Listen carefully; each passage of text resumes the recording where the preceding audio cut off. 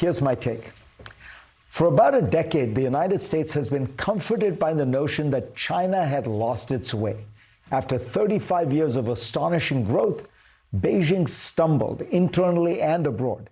Its leaders cracked down on some of the country's most innovative sectors, from technology to education, driving entrepreneurs into exile or silence. Its wolf warrior diplomacy alienated its neighbors from India to Australia to Vietnam. That era is over. China's leaders have corrected their course.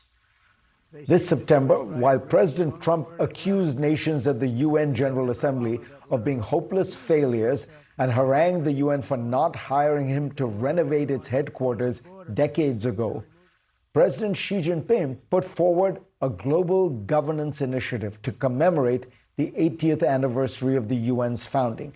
He proposed strengthening the multilateral system along a series of dimensions, positioning Beijing as the constructive, agenda-setting superpower. As America doubles down on increasingly idiosyncratic protectionism, threatening 100% levies on foreign-made movies, for example, China announced last week that it would no longer take advantage of any special privileges of being a developing country, a major concession sought for decades by free trade advocates. As the U.S. levies crippling tariffs on poor countries in Africa and Asia, China has offered zero tariff-based trade to any least developed country and some middle-income countries with which it has diplomatic relations, including 53 African nations. Julian Gewirtz and Jeffrey Prescott argue in a recent foreign affairs essay that Beijing has shifted from a reactive defensive stance to a more opportunistic and strategic one. As Washington has left friends and foes grappling with how to respond to its volley of tariffs and insults, China presents itself as a serious country with predictable, consistent policies. The most significant area of competition, of course, is technology. Here, China has already established a commanding lead in several areas. In green technology, from solar panels to batteries to electric vehicles, Beijing's dominance is now overwhelming. These act as a geopolitical lever, as Beijing offers solar farms, battery plants, and electric buses to nations in Latin America, Africa, and Asia. Bloomberg has tracked 13 critical technologies and found that China now leads in 5 and is catching up fast in 7. In one area, however, Washington still believes it has an unrivaled lead: artificial intelligence. American firms like OpenAI, Anthropic, and Google dominate the frantic race to artificial general intelligence, though few can define precisely the term or explain what it means to win this race.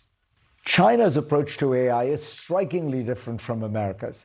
Instead of chasing AGI, Beijing has emphasized applications and diffusion.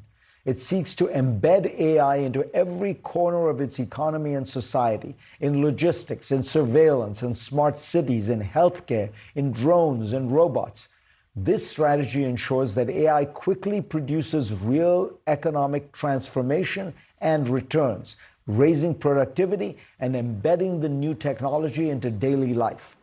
China has also chosen a different model of diffusion, where many American firms are locking their frontier models behind proprietary walls. Chinese companies are releasing open AI systems, most prominently DeepSeek, that can be easily adapted and deployed. It's an irony that communist China now embraces open technology platforms while the US favors closed ones. This strategy could make Chinese AI a global standard, especially in the developing world, where governments and firms are eager for cheap, customizable tools. Add to this Huawei's emerging dominance in 6G technology, and it's quite possible that the technology interface for much of the world will be Chinese, not American. What makes China's technology strategy particularly formidable is its integration across domains. It is not just building AI models. It is weaving them into hardware, infrastructure, and cities. Consider robotics. Chinese firms are producing humanoid, and quadruped machines equipped with rich sensor arrays that allow them to see and think in real environments. Just last year, China installed almost 9 times as many industrial robots as the United States. Or take drones and, yes, flying cars.